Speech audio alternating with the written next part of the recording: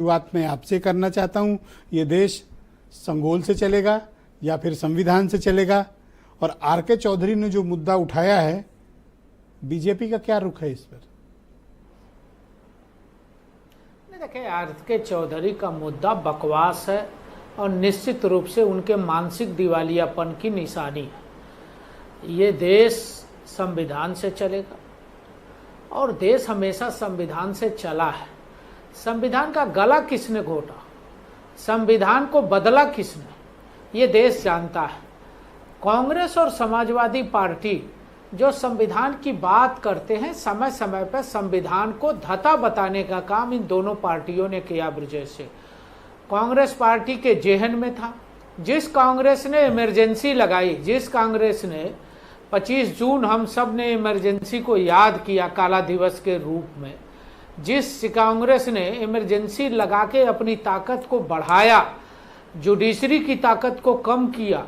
देश के अंदर ऐसे बहुत सारी घटनाएं हुई, चाहे साहबानो केस होगा, चाहे और भी घटनाएं हम बता सकते हैं, जिसमें कांग्रेस ने देश के संविधान का गला घोटा। और वो कांग्रेस आज संविधान की किताब लेके राहुल गांधी शपथ लेते और ये बताते कि साहब भारतीय जनता पार्टी तो संविधान विरोधी है।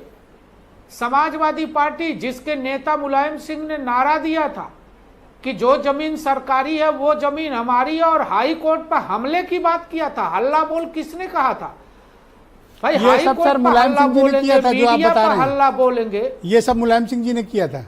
बिल्कुल किया था मुलायम सिंह ने, बिल्कुल मुलायम सिंह ने हल्ला बोल का नारा दिया था। और जमीन भी याद कब्जा होना की थी चाहिए सर। ब्रजेश दी, 93 की वो सरकार, 93 की वो सरकार आपको याद होनी चाहिए। मैं यही तो आपको याद दिलाना चाहता हूं। नहीं, जमीनें भी कब्जा की सर उन्होंने। हाई कोर्ट पर हल्ला बोलने की बात हुई थी और मीडिया पर हल्ला बोलने की बात हुई थी, जमीनें कब्जा करने की बात हुई थी।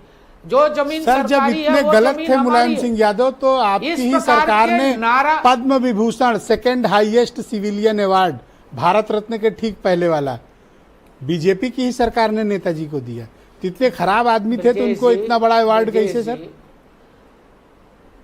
ब्रजेश जी, वो आपके लिए नेताजी हो सकते हैं, हमारे लिए वो नेताजी नहीं है, आज इस दुनिया में नहीं है। लेकिन हमारे लिए वो नेताजी नहीं है, आपके लिए नेताजी हो सकते हैं। सर पूरी बीजेपी सजदा करने से पहले गई थी सर। आप कहो तो मैं वीडियो निकाल के दिखा दूं। नहीं ब्रजेश जी, संवेदना व्यक्त करना किसी के भी मरने पर, मुलायम सिंह जी रक्षा मंत्री रहे, मुलायम सिंह जी मुख्यमंत्री रहे, और हम अखिलेश यादव नहीं है। मुलायम सिंह जी मरे तो हमारी पार्टी के नेता गए सैफई तक, लेकिन अखिलेश यादव, कल्याण सिंह मर गए, यही लखनऊ में उनकी बॉडी रखी थी, एक फूल भी चढ़ाने नहीं गए अखिलेश यादव। ऐसे लोगों से आप, विचित्र दशा है, संविधान की बात सोचते हैं, आपको कल्पना करते हैं कि संविधान की रक्षा करेंगे। जिन लोगों ने गुंडों को पाला पोसा, जो संविधान की धज्जियां उड़ाते थे, जो मुझे यही तो आश्चर्य है। मैं तो आपकी भावना के साथ आगे बढ़ना चाहता हूँ और आपकी भावना के हिसाब से उनको कैसे सेकंड हाईएस्ट सिविलियन अवार्ड मिला? आप हमको ये बड़ा मतलब अचरज की बात है। नहीं, मेरे एक प्रश्न का आप जवाब दे दीजिए।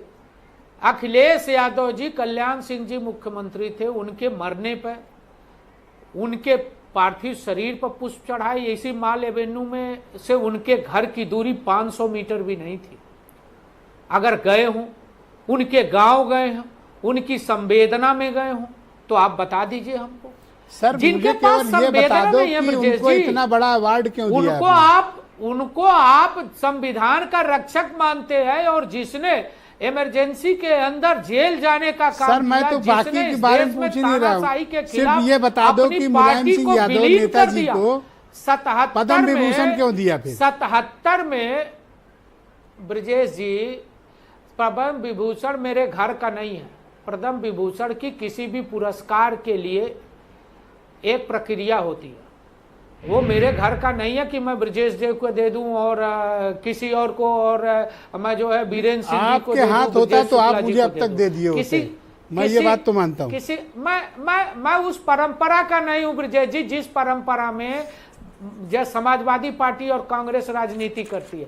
भारतीय जनता पार्टी समाज का सम्मान करती है, देश यू के सर, साथ डिबेट आगे रहती बढ़ाते है, हैं सर, सभी कंप्लीट वर्गों का करें। सम्मान करती है, हम सबका साथ सबके विकास का नारा देते हैं और हम सबके साथ काम करते हैं। बहुत शुक्रिया। मैं हमने दीपक जो रंजन काम को किया वो इनवाइट करता सबके हूँ। लिए किया। ऑलराइट, बहुत धन्यवाद सर। दीपक रंजन जी, आपकी पार्टी के अध्यक्ष